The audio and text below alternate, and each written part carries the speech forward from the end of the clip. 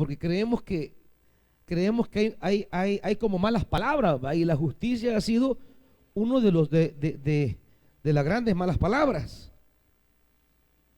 Solo pidámosle al Señor que nos dirija en la palabra, hermanitos. Padre, en el discernimiento de tu palabra, dirígenos, háblanos y desafíenos en el nombre de Jesús. Amén. Por ejemplo,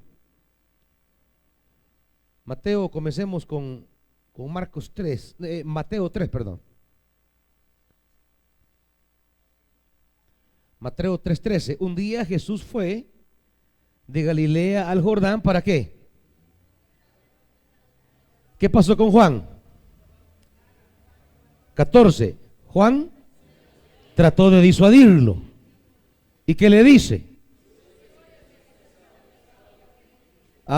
Y oigan la respuesta de Jesús: dejémoslo así por ahora, pues nos conviene cumplir con lo que es justo. Dice la Reina Valera. Sí, pero léame la frase entera. Es necesario que cumplamos toda justicia. O sea, una cosa tan ritual como el bautismo, ¿con qué tiene que ver? Con la justicia. Algo que puede ser un rito, algo que puede ser algo religioso. Jesús dice, esto es para que cumplamos. Entonces, hay que entender a qué justicia se refiere. El bautismo de Jesús tiene que ver con la justicia. ¿No está, pues? Pero claro, ¿cuántas enseñanzas hay del bautismo sin ninguna relación con la justicia? Ha sido más fácil ponerse a pelear sobre el modo del bautismo. Han sido grandes pleitos. Hay 3 maneras de cómo se realiza el bautismo. Son 3 modos. El modo más practicado en muchas iglesias es el llamado bautismo de inmersión. Inmersión es el que practicamos, por ejemplo, en la montaña. Se sumerge a la persona completamente bajo el agua. El otro es la aspersión. Cuando los curas o los pastores en contextos de bautismos muy populosos mojaban ramas y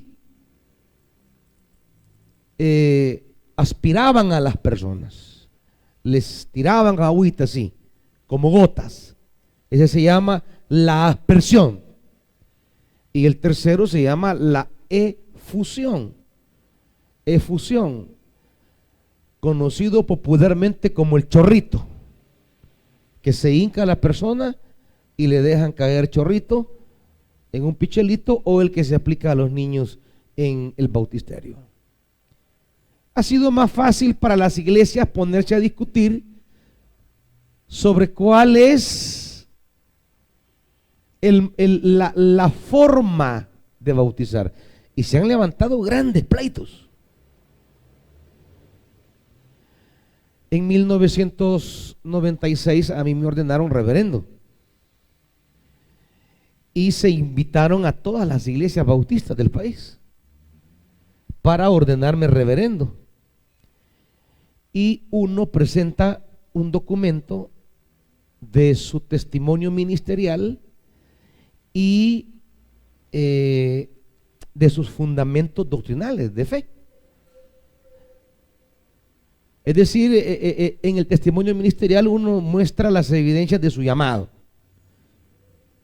¿Por qué estoy en el ministerio? Y en la parte de los fundamentos de la fe, ¿en qué creo? ¿Cuál es la fe doctrinal que me inspira? Y vienen de todos los bautistas, se sientan aquí como una asamblea y uno comienza a leer el documento. Y luego de leer el documento vienen las preguntas. Y cualquier persona puede preguntar, ya sea la vida personal, la vida familiar, la vida doctrinal, porque para los bautistas el reverendo pues va a ser quien puede llegar a ministrarles en cualquier momento de su iglesia con toda autoridad y debe hacerlo con toda libertad. Y me hicieron toda clase de preguntas. Allá cuando ya, la última pregunta, ya estaba para cerrarse la puertecita, viene la última pregunta. Y se levanta un señor de allá por Oriente, que son los más radicales, man. Allá por Oriente todavía es prohibido jugar pelota. Que usted salga en calzoneta a jugar fútbol, no, usted es hijo del infierno ya. Se levanta un hermanito y me dice, mire, ¿y usted cómo fue bautizado? Ya que sabemos que usted nació en la misión centroamericana, ¿cómo fue bautizado? Vine yo y les expliqué que fui bautizado por la efusión. Yo me hinqué en el templo, el pastor agarró el pichel y me bautizó en el nombre del Padre, del Hijo y del Espíritu Santo. Vaya, me dijo. Ya me retiré porque después la asamblea iba a discutir si aprobaba un acuerdo para nombrarme reverendo. Me fui a la oficina, cuando regresé ya me dijeron, vaya, puede regresar, ya hay un acuerdo. Y me dijeron, mire, todo está bien. No dudamos de su llamado. Creemos en la genuinidad de su llamado. 2, creemos que tiene buenos fundamentos bíblicos teológicos. Es alguien con mucho conocimiento de la palabra. Pero tenemos un problema, me dijo. No lo podemos ordenar reverendo porque nosotros los bautistas, por eso nos llamamos bautistas. Por el modo en que bautizamos a las personas y porque bautizamos adultos. O sea, una iglesia bautista no puede bautizar ni a un niño, ni a una persona con retraso mental, a ningún tipo de persona que tenga atrofiado, ¿verdad? Su razonamiento. Son sus leyes, ¿va? Imagínense un niño Down no podría bautizarse y de hecho no lo hicieron. Había una niña Down aquí que pidió ser bautizada y le dijeron que no. Ya tenía la niña como 33 años, pero que en el desarrollo mental tenía como 9 y le dijeron que no. Imagínense, es que la religión es terrible. Usted fue bautizado por efusión, me dijeron, y para ordenarlo reverendo tendríamos que bautizarlo por inmersión. Y queremos decirle que, de acuerdo a su fe, reconocemos que en su fe usted ya fue bautizado, pero para nuestra fe tendría que sumergirse. Me fui a la oficina y le decía a Dios, Señor, ¿y qué hago? Yo sé que yo ya fui bautizado. A mí me enseñaron que el modo no es lo esencial, sino la fe del que va a recibir el bautismo. Y bueno, en la práctica que tenía con Dios, llegamos al acuerdo en mi corazón, yo con Dios en mi oficina, de decir, vaya Señor, hasta el día de hoy yo ya tenía 3 o 4 años de estar aquí en la iglesia. Hasta el día de hoy le dije, yo he estado siendo pastor de una iglesia bautista. Voy a someterme a este rito y de ahora en adelante voy a ser pastor bautista. Entonces entré y así les dije. Y dicen a llenar la pila, ¿va? Y a echarme otra vez al agua. Por eso cuando yo fui al Renuevo y me dicen que nos van a echar otra vez al agua, me han agarrado de pila, dije yo. Esto solo metiéndome al agua quieren pasar. Pero sí, cada etapa en mi vida ha estado caracterizado por esa experiencia. Pero volviendo al tema, para las iglesias ha sido más fácil ponerse a discutir sobre las formas, y les he puesto un caso para que vean que no exagero. Son grandes pleitos que se han dado entre las iglesias por la forma del bautismo. Pero nadie se pregunta, Jesús aquí ni siquiera discute la forma. Nunca se plantea el tema de la forma como esencial al bautismo. Más bien dice, hagámoslo porque es necesario que cumplamos toda justicia. ¿En qué sentido el bautismo es cumplimiento de la justicia? ¿Cuál es la relación entre bautismo y justicia? Hay que estudiarlo, hay que conocerlo, pero hay que saber la importancia de la justicia para el evangelio. ¿Me van siguiendo en lo que quiero ir aclarando, hermanitos? Es fácil convertir el evangelio, como de hecho se hizo, en un ¿cómo le llaman esos para dormir a la gente? Bueno, Marx decía el opio, va, pero en un sedante. El evangelio no es sedante. El evangelio es potencia de Dios. El evangelio no es para adormecer. El evangelio es para empoderar. Pero durante años, con las concepciones europeas y norteamericanas del evangelio, por eso mire, predicadores gringos no andan oyendo, menos libros gringos. Eso confunden la mente. Eso desnaturalizan el evangelio. Convirtieron el evangelio en una maquila.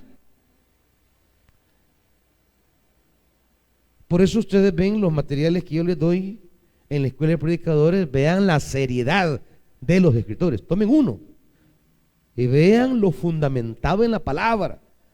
No son estos predicadores de televisión y de radio que ahí tienen su ejército de 10 gente escribiendo un montón de ideas, las unen, producen un librito y ya lo hacen bestseller.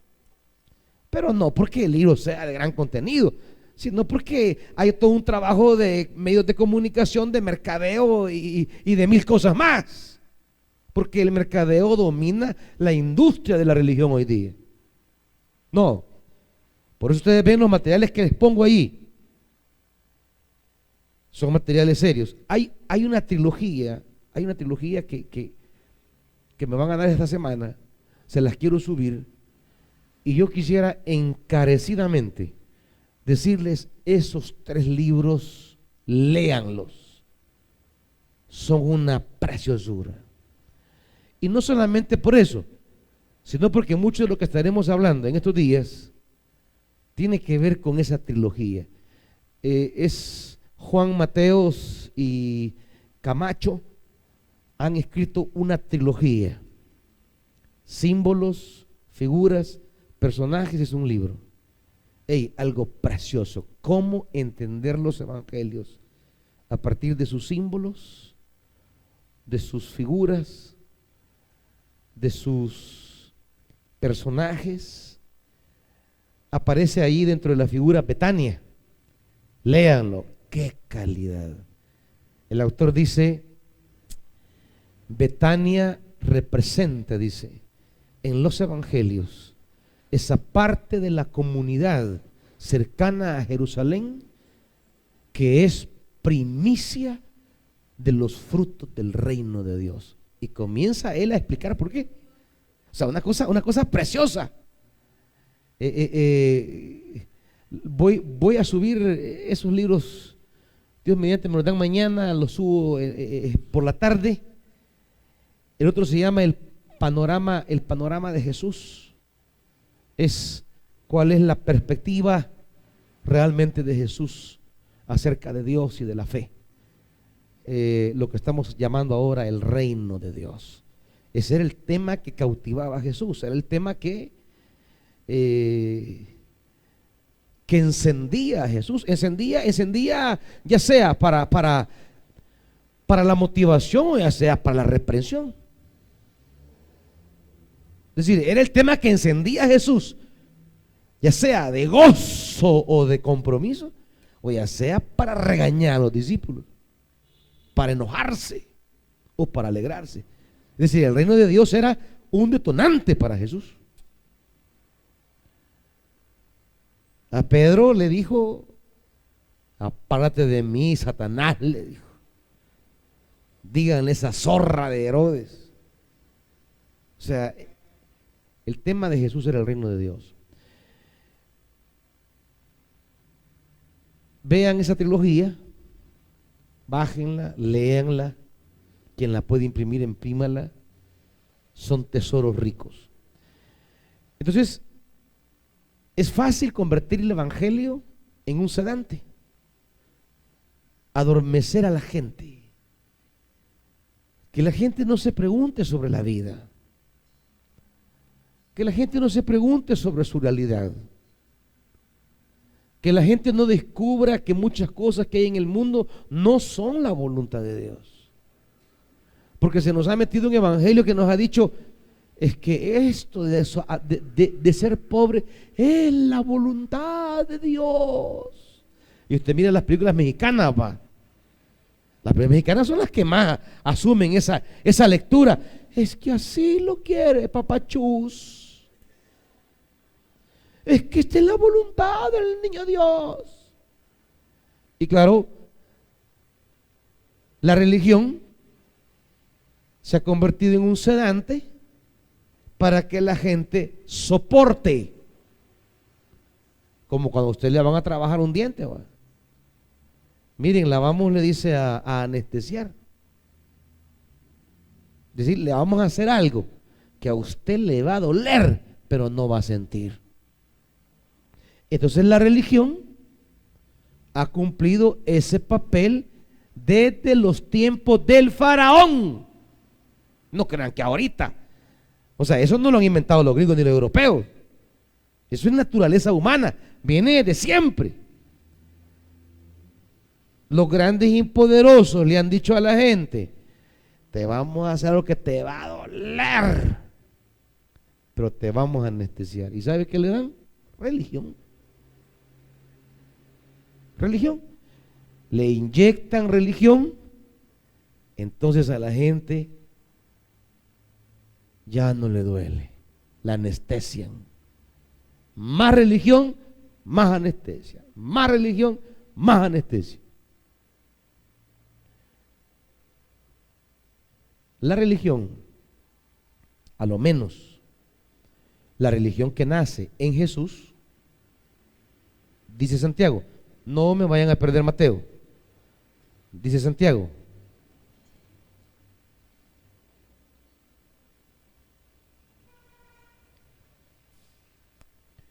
(1:26), palabra del Señor para algunos aquí. 1:26. Si alguno se cree religioso, ¿pero qué? Pero no le pone freno a su lengua. O sea, aquí no está hablando, pero si come cochino, no. Pero si se bebe una botella de vino, no. No refrena su lengua. ¿Qué dice? Se engaña a sí mismo y su religión es pura paja. Palabra del Señor, te alabamos, Señor. Ahí no dicen amén, ¿verdad? No dicen, ay, Señor, yo recibo esa palabra. ¿Y cómo la van a recibir con semejante lengua ahí? 27. La religión pura y sin mancha delante de Dios nuestro Padre es atender a los huérfanos, a las viudas en sus necesidades y conservarse limpio de la corrupción del mundo. ¿Va? Ahí está. Cosas concretas de justicia. Acciones relacionales. Es que es tan fácil convertir el evangelio en cosas abstractas. Cosas relacionales. Esa es la única religión posible, dice Santiago. Ahora, dice Mateo más adelante, acompáñenme. Mateo 5:20. Porque les digo a ustedes que no van a entrar en el reino de los cielos a menos que su justicia supere a la de los fariseos y los maestros de la ley. Señor, quiero entrar al cielo. Ajá, ¿tu justicia? ¿Tu justicia? No, es que yo iba a la iglesia, Señor. No, tu justicia. Es que yo, Señor, compré todas las camisas. No, tu justicia. Está. ¿Cómo hacemos justicia con el evangelio? Y algo más. Mateo 6:33.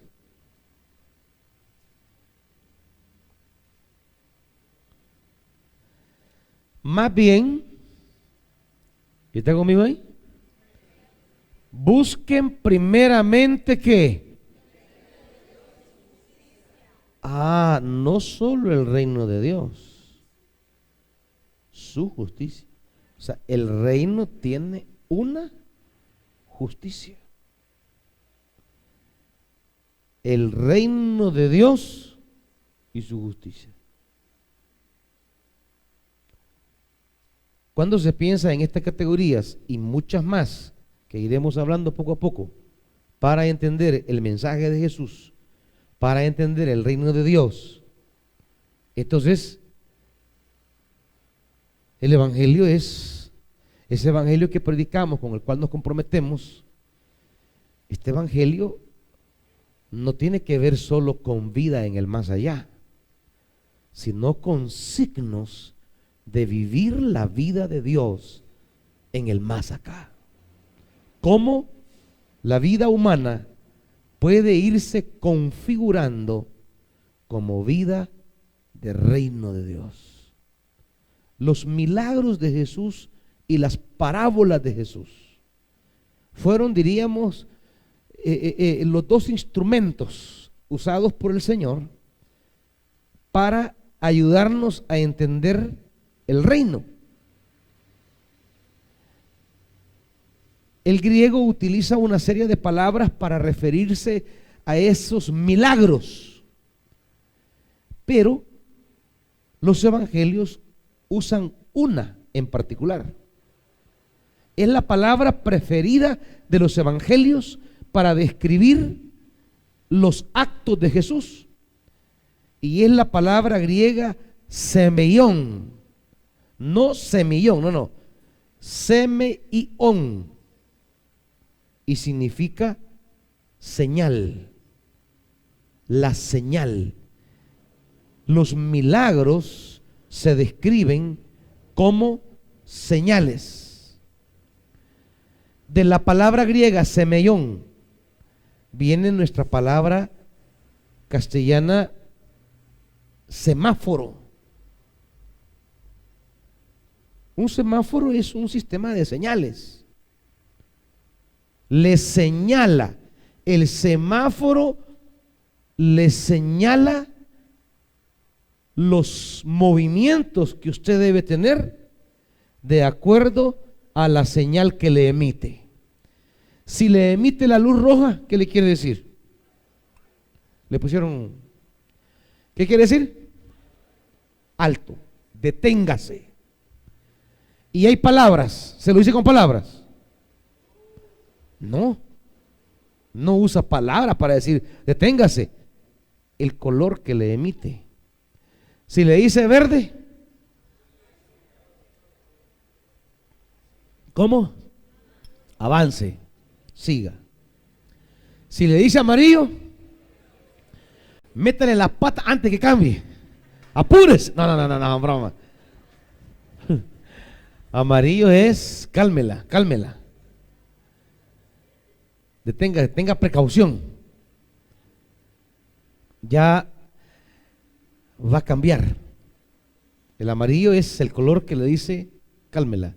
Si va acelerado, deténgase porque ya viene el rojo. Y si está detenido, prepárese porque ya viene el verde. Entonces, el semáforo es una señal. Los milagros de Jesús, más que exhibiciones, eran señales de Dios para que usted realice sus movimientos espirituales. El Evangelio le llama a los milagros señales. Cuando nosotros rogamos al Señor por los milagros, prodigios y toda clase de acciones portentosas de Dios en noches de buenas nuevas, en los renuevos, le estamos pidiendo a Dios señales. Los milagros son instrumentos divinos para hablarnos de ciertos movimientos que debemos tener.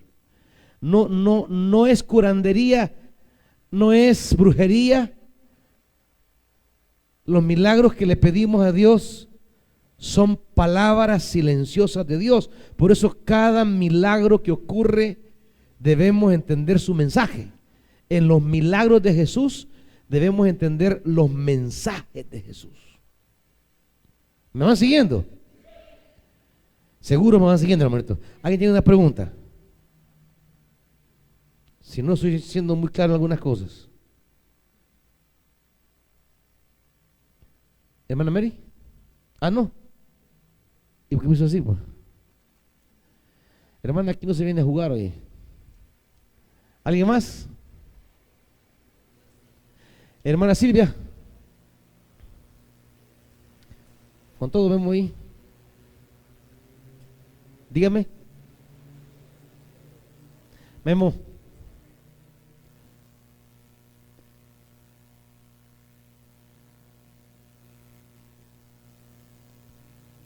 Probalo, Memo. Probalo, Memo. Probalo, no probala, probalo. ¿Qué pasa? ¿No sirve? No, que todos la oigan, hermana. Todas tienen que oír. Su inquietud puede ser la inquietud también de ellos. ¿Qué pasó? Hay micrófonos que no saben también que está un micrófono. Bo. ¿Y qué pasa toda la tarde aquí, pues? Señor. Mi pregunta es, siervo, Bájenle. usted tocó Mateo 5:20. ¿Sí? Perdón, sí, Mateo. Y ahí habla acerca, yo siento que cuando Jesús dice que su justicia supere a las de los fariseos y los maestros de la ley, mi pregunta es, ¿qué hacían los fariseos y los maestros de la ley para que Jesús diga superen la justicia de ellos? Bien. Esa es mi pregunta. Va, allí ya entramos a querer explicar algunos textos y no quería entrar a eso. Por eso tampoco expliqué qué relación había entre bautismo y justicia. Solo dejé planteada el hecho de que cuántas veces nos saltamos el tema del bautismo sin ninguna vinculación con la justicia. Y no quería tocarlo porque no es como el tema. Igual pasa con esto. ¿Cuál era la justicia de los fariseos? ¿Y cómo debería ser entonces la justicia del seguidor de Jesús? Pero no lo desarrollo porque no es como el tema ahorita desarrollar la justicia. Le queda de trabajo, hermanita. Oye, el Señor me la bendiga. Pero sí habrá un momento en el desarrollo del reino de Dios que lo vamos a hacer en su momento, pero no era el tema. Pero la inquietud es válida, Porque esas son las preguntas que se deben hacer, ¿verdad? Si hemos de ser llamados a la justicia, entonces, ¿cómo era la de ellos y cómo Jesús espera que sea la de nosotros? Porque tiene que ver con nuestra entrada al reino. No es una cosa de que qué color pintamos aquí. No. Tiene que ver con la entrada al reino mismo. ¿Alguien más? ¿Alguien tiene una pregunta, hermanito, sobre lo que estamos hablando?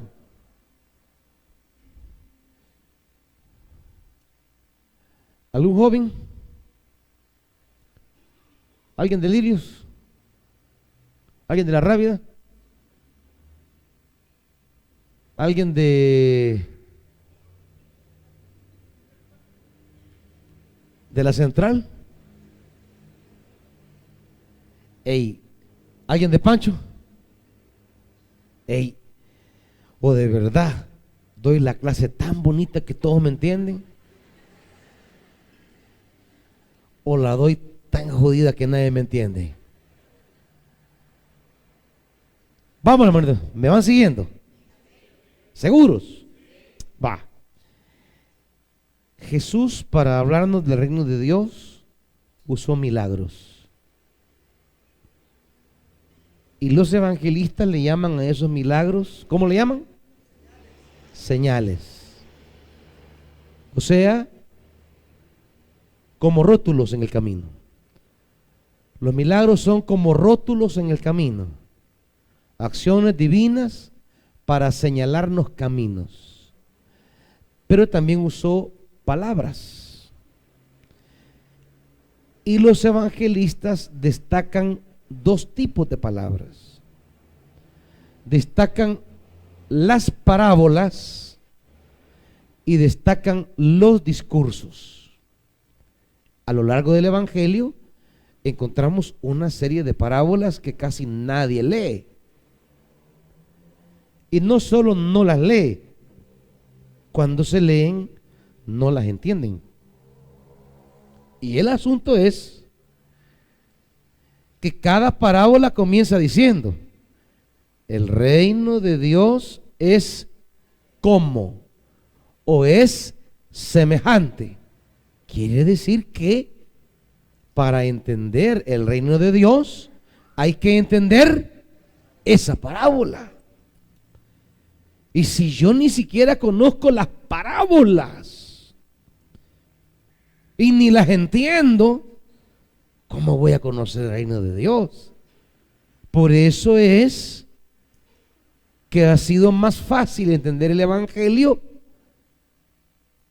a través de otras enseñanzas teológicas y doctrinales, y no a través de las parábolas de Jesús.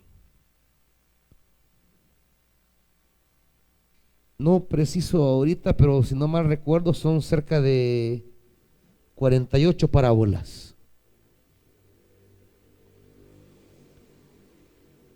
Y en cada parábola Jesús está diciéndonos algo del reino. Nos está describiendo algo del reino.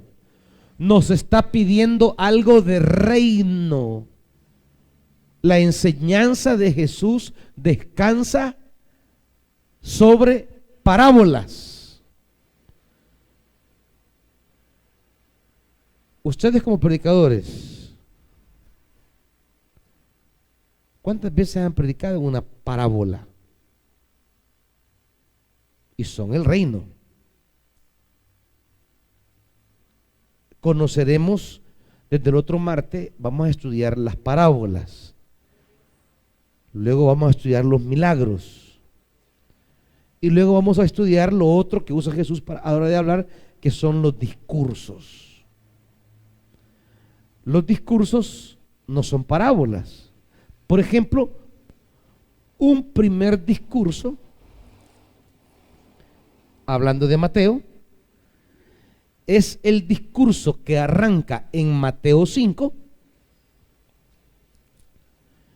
y termina en Mateo 7:27. Ese es un discurso que recoge Mateo. Mateo recoge a lo largo de su evangelio 5 discursos. Porque Mateo es un evangelio escrito por un escriba judío convertido a la fe de Jesús, pero que tiene toda la formación de un doctor en la ley para hablar de Jesús como el nuevo Moisés. ¿Recuerdan ustedes que el pastor René vino a dar una clase una vez para hablar de Jesús como el nuevo Moisés y el comienzo de su ministerio como un nuevo éxodo? Por eso se comparten relatos paralelos entre Jesús y Moisés. Por ejemplo, la matanza de los niños. Eso no lo registra ningún otro evangelio, solo Mateo. Porque en la intención teológica del escritor de Mateo, él quiere hablarnos de Jesús como el nuevo Moisés y los discípulos de Jesús como el nuevo Israel. Entonces,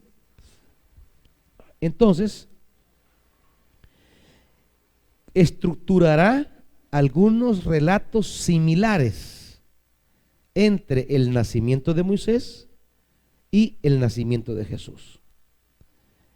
Y Mateo ha recogido 5 grandes discursos para comparar a Jesús con los 5 libros de la ley. El primer discurso, diríamos el Génesis, es este, capítulo 5 al capítulo 7, versículo 27. Este es el primer, diríamos, el primer libro de la Torá de Jesús. Es el primer discurso, no es parábola, es discurso. No es el lenguaje metafórico de la parábola, es como enseñanza concreta, puntual, donde él está estableciendo los principios del reino de Dios. La oración, el ayuno, la riqueza, el juzgar, pedir, el fruto, el prudente, el matrimonio, la sal, el homicidio, los juramentos, el adulterio, el ojo, el amor a los enemigos, el divorcio, la bienaventuranza, o sea, una serie de temáticas, así como la Torá. Que la Torá comienza a normar una serie de aspectos de la vida de la comunidad. Entonces, estos son los discursos. Y Mateo recogerá 5 discursos. Allá en su casa, encuéntrenlo ustedes los otros 4. Y pregúntenme por ahí, mire, los otros 4 son esto, esto y esto. Si está en lo correcto, le voy a decir gloria a Dios. Si no, póngase a orar, le voy a decir. Y siga leyendo. Que Dios lo bendiga. Pero los discursos fue otra herramienta que Jesús usó para hablar acerca del reino de Dios. ¿Estamos hasta aquí? Va, voy a preguntar.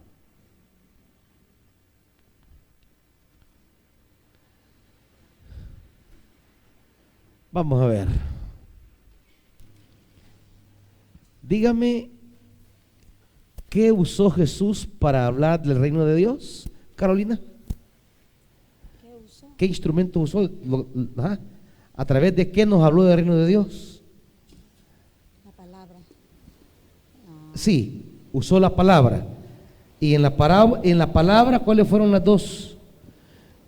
¿Ustedes iban poniendo ya todo o no? ¿O no ponían nada ya? No. No pusieron nada. Jehová.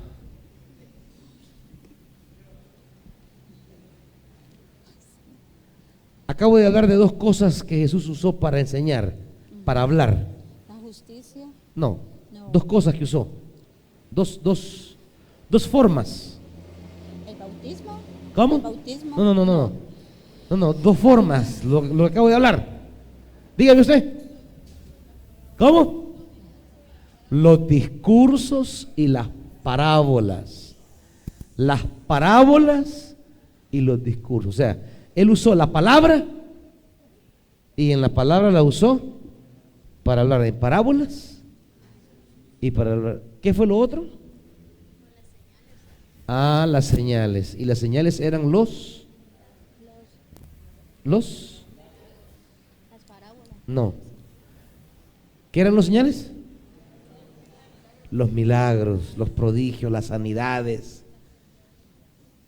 Las señales era abrir los ojos a los ciegos, a los sordos, los paralíticos, las resurrecciones. ¿Qué eran? ¿Qué eran todo eso? Señales. O sea, Jesús nos habló del reino de Dios por palabra y por obras. Y a través de la palabra nos habló del reino de Dios por parábolas y discursos. Y obras nos habló en los que eran señales. Correcto. Muy bien. Creo que ya vamos. Para ser evangélicos hay que volver a entender el evangelio. Durante muchos años ha sucedido que el evangelio no se ha entendido desde Jesús, sino que se ha entendido desde las cartas que se escribieron acerca de Jesús. Las cartas de Pablo, las cartas de Pedro, de Santiago, de Juan, algunas otras anónimas y algo otras seudónimas, es decir, atribuidas a un personaje. Y en las cartas se ha cometido el gravísimo error de pensar que cuando Pablo hablaba de la salvación, hablaba de algo muy diferente a lo que decía Jesús. Y esto fue así porque durante muchísimos años las iglesias estudiaban a Pablo, pero no estudiaban a Jesús. La figura del apóstol Pablo era más atrayente que la figura misma de Jesús. Y las cartas de Pablo eran más leídas y estudiadas y predicadas que los mismos evangelios. Es más, mi caso personal, tal como fui educado en la iglesia evangélica,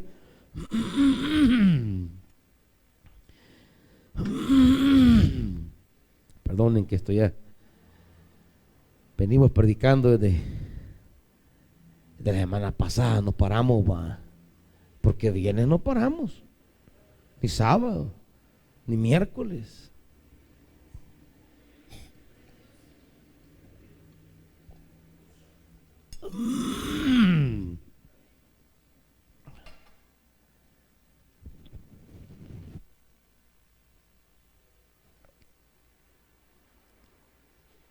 Como fui educado en una iglesia evangélica, nosotros leíamos más a Pablo, predicábamos más sobre las cartas de Pablo. Rara vez predicaba en el evangelio, rarísima vez.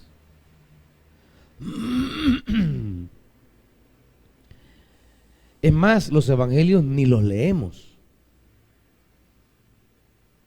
ni procuramos entenderlos,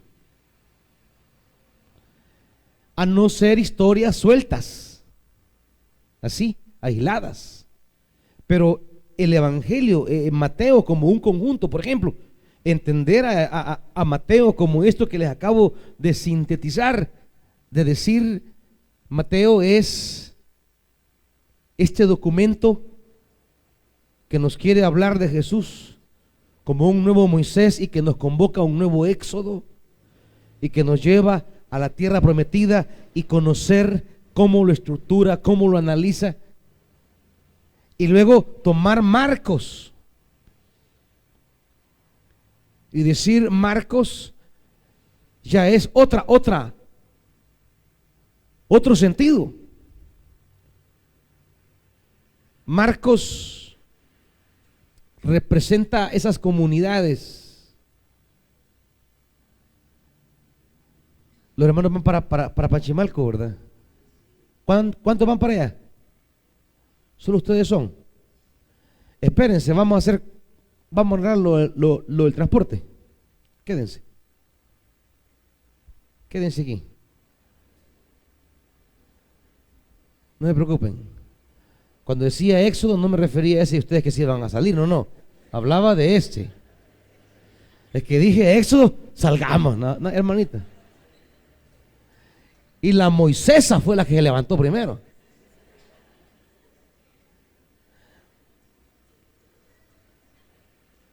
Por ejemplo, Marcos representa un cristianismo de iglesias o comunidades creyentes en Jesús antagónicas a Jerusalén. Para Marcos, Jesús no vino a bendecir a Jerusalén, como es la perspectiva de Lucas y Hechos, que es otra intención teológica. Por eso en Marcos se desarrolla una actitud crítica a dos grupos. En Marcos se critica a la familia de Jesús y a los discípulos de Jesús, a los apóstoles. Se les critica. Porque son los dos grupos que han tomado control de la iglesia de Jerusalén y que se consideran como los únicos creyentes. Pero en Galilea hay grupos itinerantes también creyentes en Jesús y ellos reclaman su lugar privilegiado como discípulos de Jesús. Y por eso Marcos tiene una crítica hacia Jerusalén, una crítica hacia la actitud hostil de la familia hacia Jesús durante el ministerio itinerante de Jesús, y critica la incredulidad de los discípulos en el ministerio itinerante de Jesús. Y por otro lado, presenta a otros discípulos. En el Evangelio de Marcos aparecen los verdaderos creyentes desde la perspectiva de Marcos. O sea, los verdaderos discípulos. No eran Pedro, no eran Jacobo, aunque se hable de ellos, pero la intención del autor es decir, estos 12 realmente cuando Jesús andaba predicando eran unos incrédulos. Y la familia, mientras él andaba predicando, hostigaban a Jesús. Y ahora resulta que se la quieren llevar, que son los meros meros. Y entonces Marcos habla, por ejemplo, de el endemoniado Geraseno o Gadareno, como decía antiguamente la versión de Mateo, y plantea al endemoniado como un genuino creyente en Jesús, alguien enviado a proclamar la buena nueva.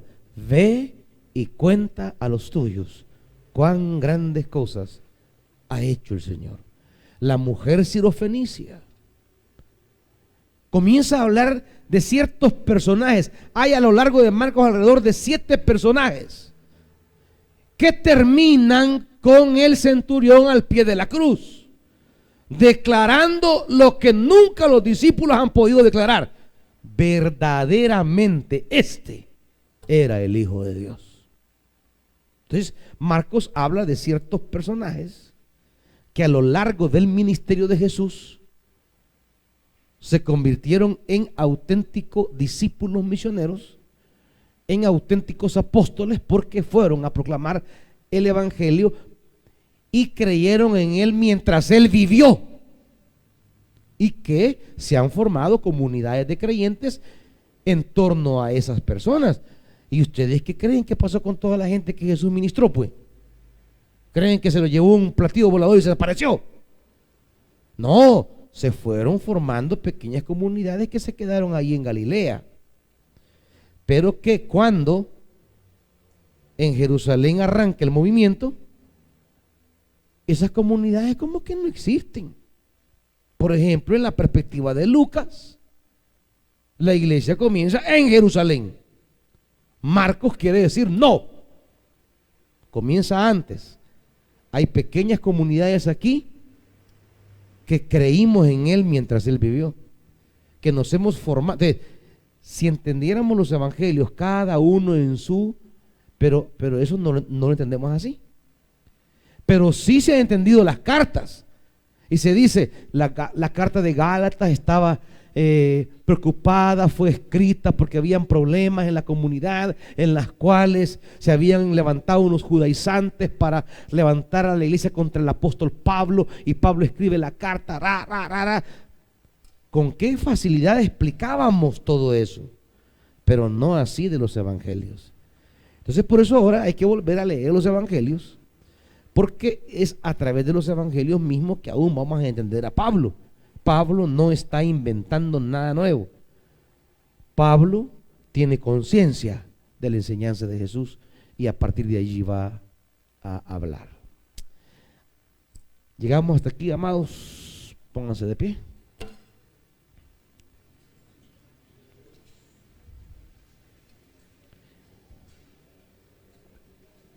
Por fin nunca paso las proyecciones,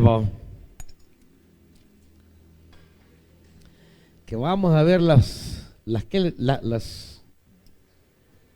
diapositivas y nunca las paso. ¿Con qué vamos a arrancar el martes? Las parábolas. Primero vamos a entender el otro martes el género literario llamado parábola, y después comenzaremos a ver las parábolas. Bien. Padre, predicar tu palabra es un acto de mucha seriedad.